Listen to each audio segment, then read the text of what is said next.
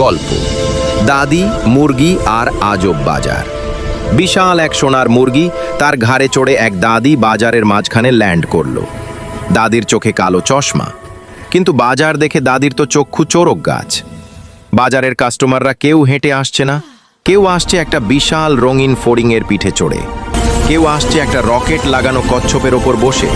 দাদি তার সোনার ডিমটা বের করতেই এক গুন্ডা এলো। সেই গুন্ডা চড়ে আছে একটা বিশাল রাগী মশার পিঠে। মশাটা ভোঁ ভোঁ করে সাইরেন বাজাচ্ছে।